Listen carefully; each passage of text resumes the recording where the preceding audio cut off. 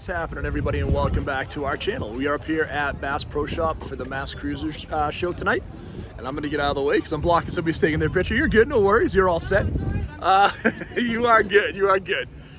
So we're going to be up here tonight. What a perfect night, like 75 degrees, sunny. We're gonna have a lot of cars here tonight. It's really nice weather. We haven't had a really good weather, a lot of good weather up here for the shows this year. It's been really challenging.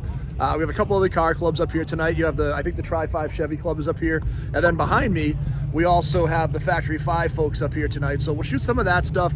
There's some really cool stuff I've already seen. So I want to shoot some stuff that, again, that's a little more unique. We talk about that pretty regularly, but a lot of really nice stuff up here today we want to get around and share with you. Hopefully we'll show you something you haven't seen before.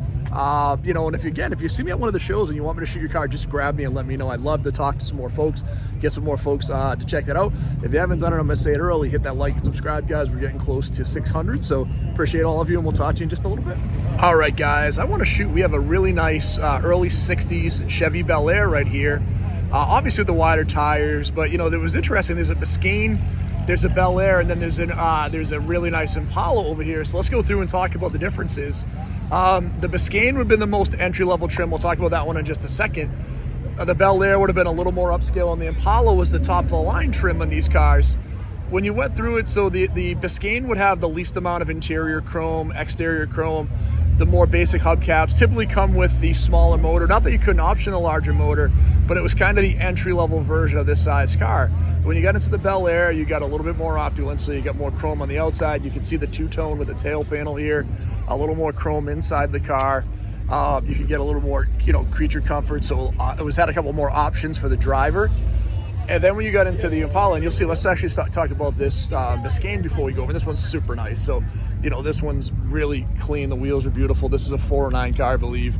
I mean, everything on this is beautiful, but you can see the seats are a little more plain. They're not quite as ornate, a little less chrome inside. But again, this is a stunning car right here. This is an amazing example. And then we'll go over and we'll take a look at that Impala we saw, and we'll show you the difference on that. And you can see on these two cars right here, two tail lights. So that was the easiest way to tell on these cars that, you know, the Biscayne and the Bel Air would have the two tail lights versus the three. The Impala would have the three. Now you see on the inside on this, on that rear seat, there's not that little cove they would have in between the rear seats that they would have in the Impala. And actually the Bel Air has that same setup in here, which again would be a little more ornate inside. So now we'll shoot the early Impala like we just shot that Biscayne in the Bel Air, and you can see on here almost like a turned aluminum style on that tail panel, three tail lights, the SS trim, more chrome on the outside, more ornate than you see the inside. And again, the seats are a little nicer, a little more chrome. You've got, like, you know, the chrome inserts on where the seats are, a little more chrome on the dash. So this would have been the most luxurious version. But these also would tend to be the best performance because you get the bigger motors in these. This is a 409 convertible as well. So again, the three examples we saw are all incredibly nice versions of these cars. But again, so if you're curious, at a show, Biscayne's your entry-level model, least amount of trim, most basic motors, least amount of driver comforts. Bel Air would be the middle model, sort of that a little bit more upscale, still have the two tail lights. But then you get into the Impala, three tail lights, all the options, all the features. Stunning car, looks absolutely great. So that's the difference on your early 60s Chevys. All right, we have a pretty great opportunity here to share two 442 convertibles. We have one W30 model and one standard model, and there's a couple of differences on these cars that people will ask. You know, one of the most common things you'll see when you look at a 442, and it gets cloned very often, is they'll have the red inner fender wells. Now, the blue one does, it is a W30 car. The black one is not a W30 car. So there's a couple other differences on the W30 versus the non-W30. So we'll kind of walk through the outside. Aesthetically, there's not a big difference on the outside of the car. Similar hoods. The inside's basically the same. This one is a manual in black. This is a beautiful car. When you get into the W30 model from factory, the W30 would have a little bit of an upgraded suspension. They would go into the red fender wells, which was them kind of working on this whole setup to try to be lighter. So what they would do is give it this unique kind of cool style. And you can see in here, this one does have the red fender wells. And this is the W30 style. It would have the factory ram air, better suspension, and then the red fender well. So here's kind of a cool version where you can actually see back and forth two convertible 442s, which you don't see all that often. And again, you have a version in black with the standard version, and then the blue with the W30, both really sharp cars. All right, guys, so we're gonna shoot these two back-to-back Mopars from 1970. This beautiful 1970 Charger 500. The factory wheels look great on it. This is an automatic car with a 383. Has the vinyl top, does have the bumblebee stripe in the back, super sharp version of this car. This had the new grille for 70, so the 69 and 70s had a little less chrome. You still have the hideaway headlights, and then you get into the 70 Superbird. This one is awesome. 440, 4-barrel, automatic. All Superbirds that came out had a vinyl top. There was an issue with trying to make the roof line seamless, so all of them had the vinyl top. This one has the factory wheels. I'll show you the sticker on this car. This thing is awesome. So the window sticker on this is super nice. So you can see it's this car back then would have been $4,829. You can see all the options. And what I always loved about this car, you heard all the stories, like when they had these in the lot, they had a tough time selling because they were just so different. And they were relatively expensive, right? At $5,000, I mean, it was a lot of money back in 1970. So these would either sit on dealer lots or they would pull the wing and the nose cone off and sell them as just road runners. But again, all these years later, these are incredibly valuable. This one's beautiful. And to see these two back to back in these 70 Mopars in the yellow is awesome. These things both look great. You got a chance to talk to the owner. This is a really nice car. He's a good dude. I always love the style on these. I just think they look so cool, so different for that time. And to have that Roadrunner nameplate, but then get that Superbird to get it on the NASCAR. And these things were so fast that they crippled them the next year. They said you can either have the wing car, but if you do the wing car, you can't do a big block. You have to go to a small block motor to kind of compensate for the power differences on what they were doing up against all the Chevy and the Ford stuff at the time. So these are absolutely incredible comparisons we've done tonight. There's a lot of cool stuff next to each other. We have a beautiful 74 Super Duty 455 Trans Am, automatic, great looking wheels in red and yellow. I'm in the middle of let me out of the way here because I'm blocking people and I shouldn't do that. But this one's super nice, white interior, automatic transmission, love the wheels on it. This one looks great in this color combination. The motor looks great under the hood, super correct. So really nice car. And then we have a 79 or 80 Trans Am over here in the blue. Now this one's for sale. He was asking like $27,000. This one has 17-inch silver snowflakes. Looks great. We've talked about the blue on these. It's a great color on the car. This one is also an automatic. Now these are going to be the Pontiac, this will be the Oldsmobile 403. So this is the Oldsmobile motor in this with the blue, right? So again, we talked about the TA. So if you have a TA and it says TA 6.6 versus 6.6 liter, it's going to be that automatic transmission. This one in blue is really nice, but again, you see the comparisons between the newer and the older. This one's tough for me. I actually like the model in between these two, the 76, 77, 78s, a little more.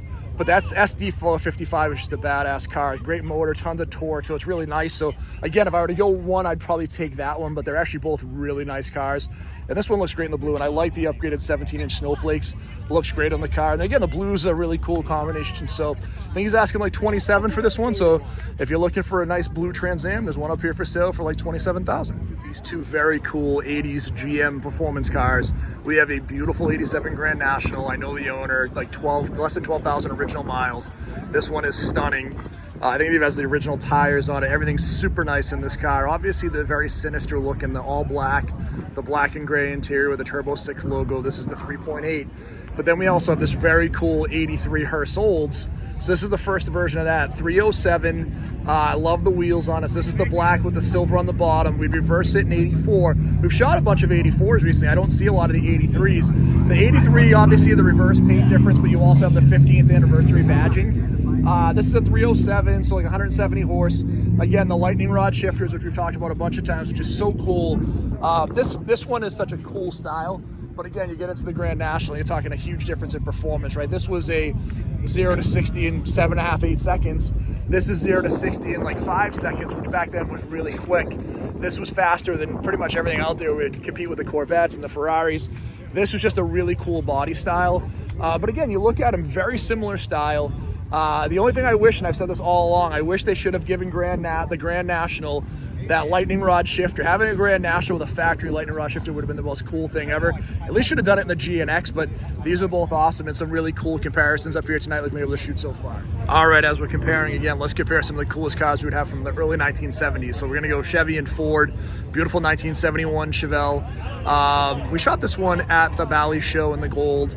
Looks really nice, but there's a gorgeous Mach 1 right next to it, the 351. So I believe we have a 350 Chevelle SS right here with a 351 Mach 1. And I was looking at the two of these. I mean, it's so hard to choose. Such great body lines on both. You know, I love this color on this one. This is a gorgeous Mach 1 though in the white. You know, with the 351. This is the 4-barrel. A lot of these had the big 2 barrels in them, especially as time went along, they would change a little bit. This one is super sharp. And like I said, we shot the Chevelle last week. Both of these are awesome cars, but you know, which one would you throw in the comments?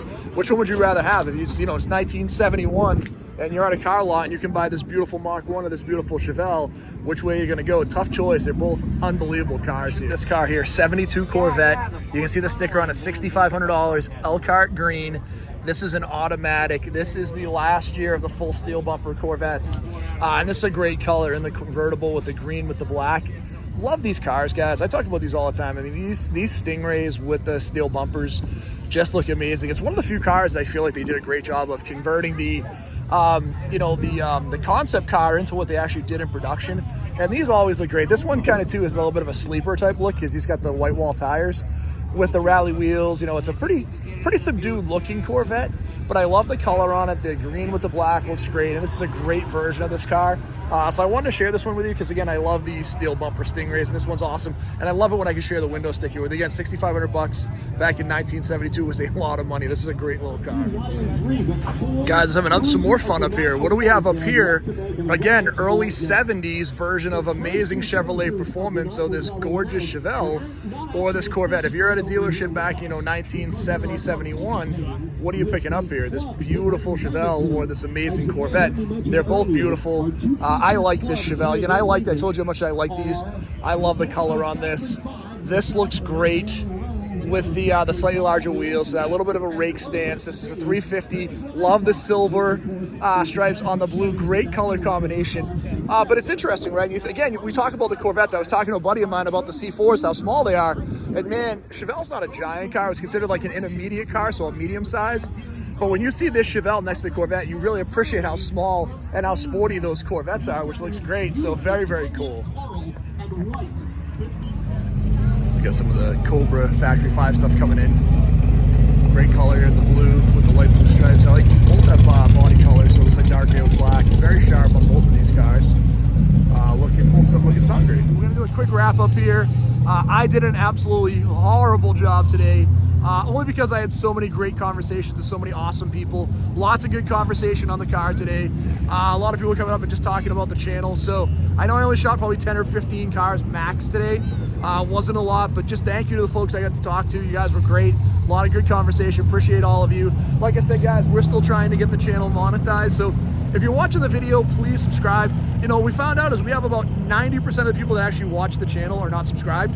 So please go in if you get a chance, hit that subscribe button. It means a ton to me, helps us get monetized, make some money on the channel, be able to do more videos. We've got a few more shows coming up this year still. We've got Spindles coming up this weekend. Hopefully if the weather's good on Sunday, if not on Monday. We've got some stuff later in the month. I'll share that with you as we get further along. There's definitely more stuff. Obviously, we have the Mass Car Club show on October 13th. So we probably got 5 or 6 more shows. September 18th, we're the feature club up here at Bass for this show. So we got a lot of stuff still in the works as we finish up the year. I appreciate all of you for checking out the channel. If you do see me and you recognize me, please come say hi. A lot of awesome conversations today. It was great. It was great meeting all of you that I had met before and talking to a bunch of you that I hadn't talked to in a while. So talk to everybody soon. Thank you.